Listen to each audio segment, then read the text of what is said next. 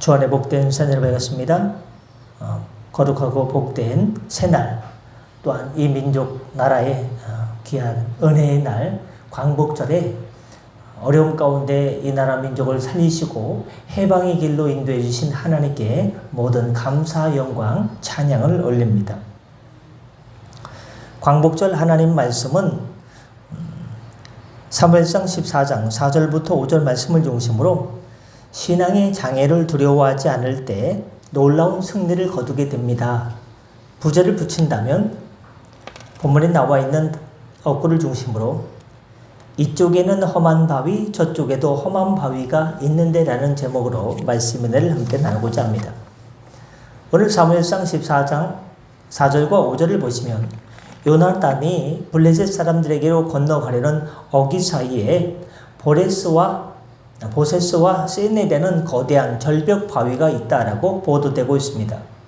본문이 이 바위들을 소개하고 있는 것으로 보아서 이 바위들은 그냥 바위가 아니라 매우 크고 특별한 바위였음을 말해주고 있습니다. 아마도 이 바위들은 조그만 게 아니라요, 깎아지는 듯 높이 솟아 있어서 쉽게 넘을 수 없는 거대한 바위로 보여집니다. 블레셋 군인이 불과 600명이 남짓한 이스라엘을 한 번에 쉽게 공격하지 못한 것도 이 바위 때문인 것입니다. 우리는 이 길이 얼마나 험준한 길인지 미루어 짐작할 수 있습니다. 그런데 보십시오. 그런 험난한 길도 요나단은 두려워하지 않았습니다. 그 험난한 길은 분명 요나단이 블레셋 진영으로 나아가는데 심한 방해물과 장애물이 되었을 것입니다. 그럼에도 불구하고 요나단은 그 험한 길을 헤치고 나간 것입니다. 여기서 우리는 이것이 요나단의 놀라운 승리의 한 요인임을 알게 됩니다. 물론 모든 요인은 하나님의 은혜지만 그 하나님의 은혜를 가능케 하는 데는 그런 험난한 길을 헤치고 나가자는 그 믿음을 보시고 주님께서 은혜를 베풀어 주셨겠죠. 여러분, 만일 요나단이 그 길이 험하다고 판단하고 넓은 길로 돌아서 우회해서 갔다고 생각해 보십시오. 그가 과연 그처럼 놀라운 전과를, 승리를 거둘 수 있었겠습니까? 절대 그럴 수 없을 것입니다. 그는 아마도 블레셋 병사들에게 금방 이렇게 발각이 되고 포위가 되어서 사로잡히거나 죽임을 당했을 것입니다. 그러나 그는 아군이든 적군이든 오고 가는 일은 상상도 못할 그 험한 길을 헤치고 갔기에 블레셋 병사들도 그만 허를 찔리고 만 것입니다. 최근에 이제 러시아가 2년 8개월 동안 계속해서 우크라이나만 때리다가 허를 찔렀죠. 우크라이나가 러시아 땅을 들어가가지고 서울의 크기의 1.5배만한 지역을 갖다가 급습해서 허를 찔러버렸죠. 당황해가지고 막 때려 붙는데요. 이게 땅덩어리도 넓고 이렇게 그동안 손실도 많고 하니까 서로 쉽지 않습니다. 허를 찔렀죠. 아군이든 적군이든 이 길을 통해서는 아무도 못 올 것이다 한 그 길을 통해서 요나단이 오니까 적국 블레셋 군인들이 얼마나 허를 당황한지 모릅니다.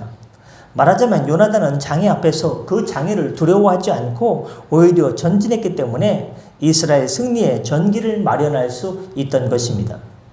여기서 우리는 한 가지 중요한 영적 교훈을 얻을 수 있습니다. 성도 여러분, 성도가 믿음으로 나아가는 길이라고 해서 그 길이 무조건 평안하고 무조건 순탄하리라고 생각해서는 안 됩니다. 물론 어려움 속에 항상 하나님의 평안은 존재합니다. 그러나 그 길이 무조건 순탄하리라 라고 생각해서는 안 됩니다. 어려움이 있습니다. 위기가 있습니다. 생각지 못한 일들이 있습니다. 그때 우리는 기도할 기회를 얻게 됩니다. 주님을 더욱더 붙잡을 기회를 갖게 되는 것입니다. 생각해보면 오히려 우리가 신앙으로 나아가고자 하는 길에는 때때로 반드시 장애가 있습니다. 그 길은 매우 험난한 길일 때가 있습니다. 생각하지 못한 인생의 어려움과 인생의 무게가 우리를 숨을 턱턱 막히게 할 때가 있습니다.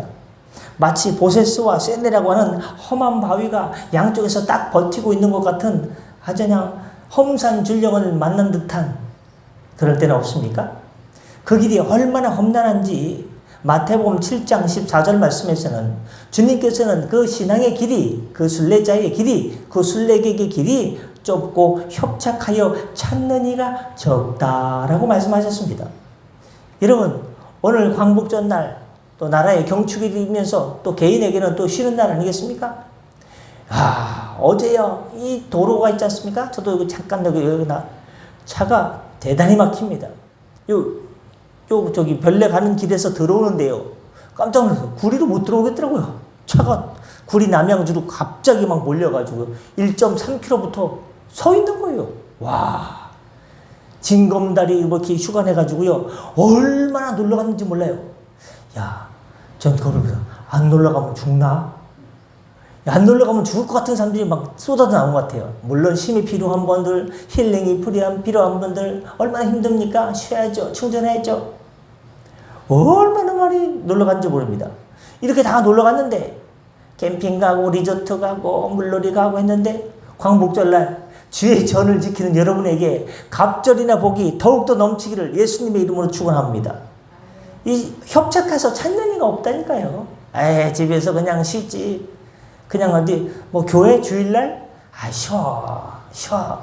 그냥 마음속으로 하나님 믿으면 됐지 하는 교회 안 나가는, 주일날 교회 안 나가는, 제가 새벽 갖고 뭐라는 게 아니에요. 새벽은 집에서 해도 되고 교회에 와서 해도 되고, 뭔데 어떻게 옵니까? 또 밤에 일하는데 어떻게 옵니까? 형편 따라 하면 되는데 거예요. 주일날은 주일 성수해야죠. 이 길을 찾는 이가 협착해서 적다라고 마태복음 7장 14절에 예수님 말씀하지 않습니까? 사도 바울이 걸어간 믿음의 길을 보십시오. 행복하고 해피해, 즐거워, 그런 길만 있습니까? 천만의 말씀요. 사도 바울이 얼마나 많은 인생의 험난한 보세스와 세네라는 험한 영적 바위의 길을 걸어갔습니까? 40에 하나 감한매를 5번 맞았고 3번 태장으로 맞았고 돌로 3번 맞았고 3번의 파선과 수없이 많은 강의 위협, 강도의 위험, 이방인의 위험, 그리고 신의 위협, 광야의 위험, 바다의 위험, 거짓 형제의 위험, 거기에 더해서 자지 못하고 굶고 줄이고 목마르고 춥고 헐벗었다라고 고린도후서 11장 23절부터 27절에 뭔 고생이 그래 많으면 한 절로 안 끝납니다. 고린도후서 11장 23절부터 27절까지 긴 분량을 할애해서 인생의 그런 보세스와 세례를 세례를 만났다는 것입니다. 물론 옥에 갇힌 것도 여러 번 있었습니다. 여러분, 이것이 신앙으로 전진하려는 성도들 앞에 놓여있는 장애물입니다. 그것들은 우리가 전진하는데 분명 어려움을 주는 것이 사실입니다. 또한 그런 장애물을 뛰어넘으려면 고통이 따르는 것도 사실입니다. 그러나 여러분, 우리는 알아야 됩니다. 우리가 믿음으로 전진할 때 우리 앞에 놓인 장애물들은 더 이상 장애물이 아닌 줄 믿습니다. 오히려 우리가 그걸 딛고 뛰어넘는 디딤돌로 주님께서 바꿔주십니다. 오히려 그것들을 우리가 신앙을 승리하는데 큰 도움을 주는 디딤돌이 된다는 것입니다. 간혹 성도들 중에는 신앙생활 하는 데 있어서 아무런 역경이 없기를 기대하는 자들이 있습니다. 그럼 역경 바라는 사람이 누가 있겠습니까? 아무도 없겠죠. 순탄하기를 바라겠죠. 여러분, 아무런 역경이 없기를 기대하는 사람들이 대부분입니다. 그래야 바른 신앙생활 할 수 있다고 생각하는 것이지요. 그러나 꼭 과연 그럴까요? 절대 그렇지 않습니다. 신앙생활 중에 고난이 없으면 신앙적으로 나태해지고 게을러지고 결국 타락하게 됩니다. 죄 중에 큰 죄는 무슨 죄입니까? 불신의 죄고요. 많은 죄의 제목들이 있어요. 뭘 어긴 죄, 뭘 하지 않은 죄. 근데 간과하는 죄, 아주 그냥 소홀히 여겨지는 중세시대로부터 별로 큰 죄로 여겨지지 않는 죄가 있는데 사실 큰 죄가 있어요. 그게 뭐냐? 게으름과 태만의 죄예요. 등 따시고 배부르면요, 뭐 아쉬운 게 뭐가 있겠습니까? 먹고 살만한데. 건들지 마. 나 잘 먹고 잘 살아. 신경 안 써도 돼. 신경 꺼. 나 잘 먹고 잘 살아. 영적 게으름과 나태함으로 그것은 결국 큰 죄가 되고 타락하게 됩니다. 주님을 멀리하게 됩니다. 보십시오. 중세 교회가 왜 그렇게 부패하게 됐습니까? 신앙생활에 영적 장애가 없으므로 영적으로 각성하지 못했기 때문에, 영분별을 하지 못했기 때문에 그렇습니다. 신앙생활에서 넓은 길, 안전해 보이는 그 길은 오히려 위험한 데인저러스 길입니다. 그러므로 우리는 더 이상 편하게 신앙생활을 하려 해서는 안 됩니다. 우리가 신앙적으로 승리를 거두려면 오히려 좁고 협착한 길, 예수님께서 말씀하신 길, 그 길은 좁고 협착해서 찾는 이가 적다라는 그 길로 가야 됩니다. 신앙생활은 넓은 길이 아닙니다. 좁은 길입니다. 믿음으로 기도하면서 주의 은혜를 받아가면서 성령의 도우심을 받아가면서 물부터 부으시는 성령의 기름 부으심을 받아가면서 하루하루 믿음으로 주님께 나가는 길입니다. 그리고 나가는 그 길목에 장애가 있을 때 그것을 장애로 여기지 마시고 오히려 승리를 위해서 도약을 위해서 하나님께서 마련해 주신 디딤돌이라는 방편이라 생각하고 정면으로 맞서서 믿음으로 헤쳐나가시길 바랍니다. 주님께서 사랑하는 성도 여러분, 찬송과 가사 중에 이 풍랑 안연해져서 더 빨리 갑니다 라는 구절이 있습니다. 야, 2년인가 안년인가 갑자기 헷갈리는데, 풍랑은 배에 타고 가는 사람들에 있어서 분명 고통을 가져다 줍니다.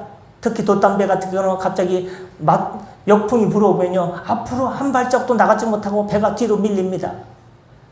그러나 그 바람에 돛만 잘 맞추어서 방향 설정을 잘 조정하면 어떻게 됩니까? 역풍이 순식간에 바람이 바뀌면요 순풍이 되면 어떻게 됩니까? 역풍을 돛을 잘 맞추면 그것이 순풍으로 됩니다. 전화위복의 역사를 됩니다.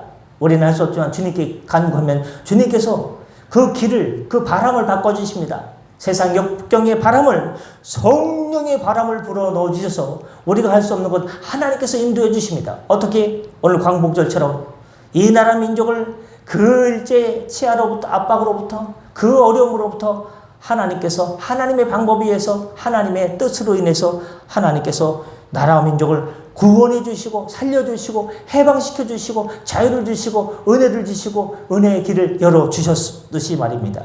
더 빨리 목적지에 다다를 수 있습니다. 성령의 바람으로 성령님을 사모하시기 바랍니다. 말씀하시고자 합니다. 이렇듯 우리 앞에 놓인 장애나 시련을 잘만 이용하면 우리는 장애나 시련이 없을 때보다 더 좋은 결과를 얻을 수 있습니다. 그러므로 여러분은 앞에 놓인 장애를 두려워하지 마시고 담대히 믿음의 길로 달려가시길 바랍니다. 기도하겠습니다. 은혜 주님, 이 나라 민족을 하나님 일제 압제로부터 구원시켜 주시고 해방시켜 주시고 주의 은혜의 자유를 허락하신 은혜의 감사 찬양 영광을 돌립니다. 하나님, 우리가 아무리 힘든 어려운 길을 간다 할지라도 우리 앞에 주의 지팡이와 막대기가 있으면 우리가 하나님 안연할 수 있습니다. 시편 23편 4절의 말씀을 기억합니다. 내가 사망의 음침한 골짜기로 다닐지라도 해를 두려워하지 않을 것은 주께서 나와 함께 하심이라. 주의 지팡이와 막대기가 나를 안위하신다고 했습니다. 하나님, 우리가 지금 여러 가지 고통을 당하고 있는 형제들 자매들이 많습니다. 성도들 많습니다. 그때 우리는 고린도후서 4장 17절 말씀을 기억하기 원합니다. 우리의 잠시 받는 환난에 경한 것이, 우리는 환난이 크고 힘들고 무겁고 죽을 것 같은데 성경 말씀에는 그 환난이 잠깐 지나가는 것이기 때문에 환난에 경한 것이라고 표현하고 있습니다. 지극히 크고 영원한 영광에 중한 것을 우리에게 이루게 함이라고 했습니다. 이 또한 지나가게 하여 주시고 주님의 능력으로 감당케 하여 주시고 승리하게 하여 주시고 때로 피할 길을 허락하여 주옵소서. 이 환난 중에 요동치 않도록 주의 의로운 온수로 우리를 붙들어 주시고 주님의 은혜의 길로 풍성한 물된 동산의 길로 역사하시고 건강도 믿음도 기업도 회복케 하여 주셔서 먹든지 마시든지 모든 영광 하나님께 돌리는 감사 백성 되게 하여 주옵소서. 감사하며 축복하며 예수님의 이름으로 기도드립니다. 아멘. 다 같이 자유롭게 기도하시고 편하게 들어가시겠습니다.